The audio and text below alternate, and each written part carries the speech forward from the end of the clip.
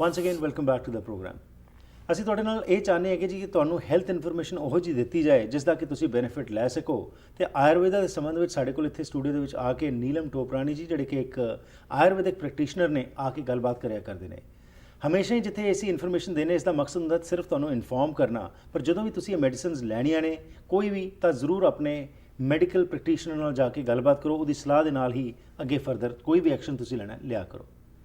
ਅੱਜ ਆਓ ਇੱਕ ਗੱਲਬਾਤ ਕਰਦੇ ਹਾਂ ਇੱਕ ਐਸੇ ਪਲਾਂਟ ਦੀ ਜਿਹੜੇ ਕਿ ਬਾਰੇ ਬਹੁਤ ਚਰਚਾ ਹੁੰਦੀ ਹੈ ਤੇ ਹਿੰਦੁਸਤਾਨ ਵਿੱਚ ਤਾਂ ਕਿਹਾ ਜਾਂਦਾ ਹੈ ਕਿ ਇਹ ਜੇ ਪਲਾਂਟ ਘਰ ਵਿੱਚ ਨਾ ਲੱਗਿਆ ਹੋਏ ਤਾਂ ਕੋਈ ਨਾ ਕੋਈ ਚੀਜ਼ ਮਿਸਿੰਗ ਹੈ। ਹਾਂ, ਤੁਸੀਂ ਪਹਿਚਾਨ ਹੀ ਲਿਆ ਹੋਵੇਗਾ ਜੀ, ਇਸ ਦਾ ਨਾਮ ਹੈ ਤੁਲਸੀ। ਤੁਲਸੀ ਦੀ ਕੀ ਇੰਪੋਰਟੈਂਸ ਹੈ ਅਤੇ ਆਯੁਰਵੇਦਾ ਵਿੱਚ ਇਸ ਨੂੰ ਕਿਉਂ ਇੱਕ ਬਹੁਤ ਇੰਪੋਰਟੈਂਟ ਪਲਾਂਟ ਮੰਨਿਆ ਜਾਂਦਾ है, जानकारी लेने हैं नीलम टोपरानी जी। तो जय Anuji, welcome to the program. Hello, thank you. So tulsi की जब हम बात करते हैं जी, तुलसी को तो तुलसी के बारे में बहुत सारे गीत भी लिखे गए। तुलसी की जो महानता है इसको बार बार दोहराया गया और तुलसी मेरे आंगन की भी किया जाता है कि हर एक घर में तुलसी लगाई जाती थी। क्यों तुलसी को घर में लगाया जाता था?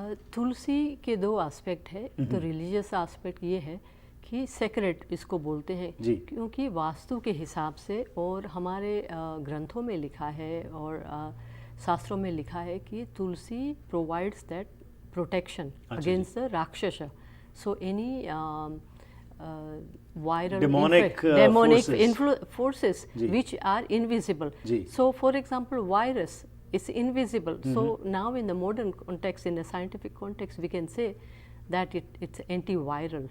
अच्छा जी, तुलसी एंटीवायरल होती है उसके लिए। So it protects. और other thing what it does, it protects also against the ozone की जो it liberates the ozone effects. अच्छा जी। तो that's why it's used traditionally in the homes. तो सेक्रेड बोलते हैं उसको।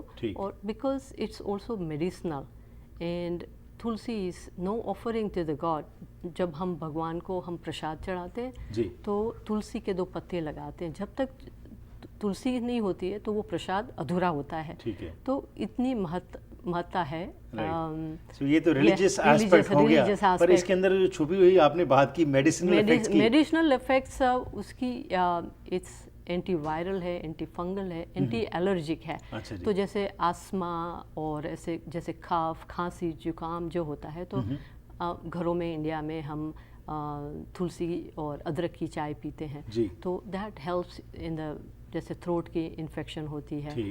और दूसरा क्या है कि ये जो हैवीनेस जो होती है, स्लगिशनेस होती है, कंजेशन होता है, जो भी जैसे कंजेशन जैसे खांसी होती है या लंग्स में कंजेशन होता है या साइनस में कंजेशन होता है जी, तो ये निकालता है वो उसको कंजेशन को रिलीफ करता है।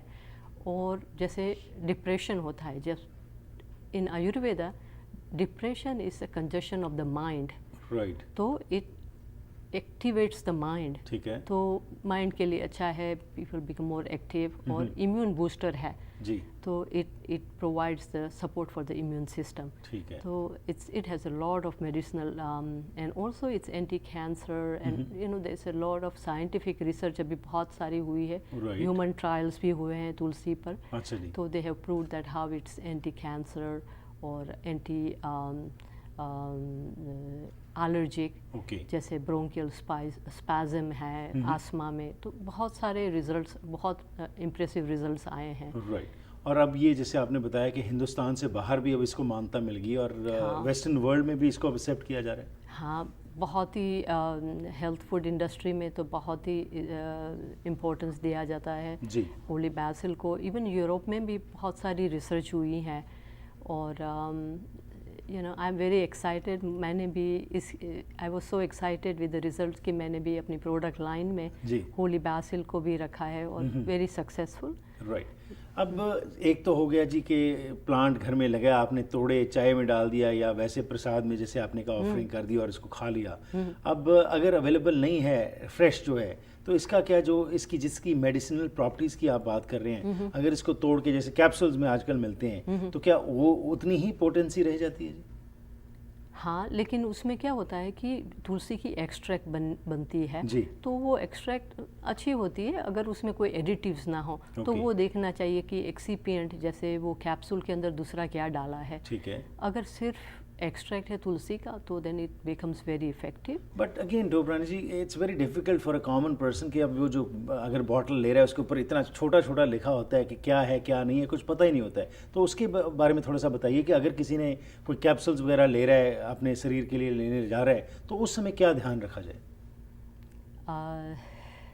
I think is the quality, और जो अच्छे अच्छे मैन्युफैक्चरर्स हैं और अच्छे स्टोर्स हैं जी, तो दे आर रजिस्टर्ड न्यूट्रिशनिस्ट होते हैं या हेल्थ नेचुरोपैथिक डॉक्टर्स होते हैं, तो वो एडवाइस करते हैं कि कौन से प्रोडक्ट अच्छे हैं। जी, और सबके लिए ये ज़रूरी नहीं है कि it works for everyone, so they have to take their naturopathic doctors और health care practitioners advice into what kind of a product they could use, because there are some good brands in the market and there is always choice. पर इसका कोई side effect वगैरह नहीं होता? Side effect नहीं होता है, नहीं।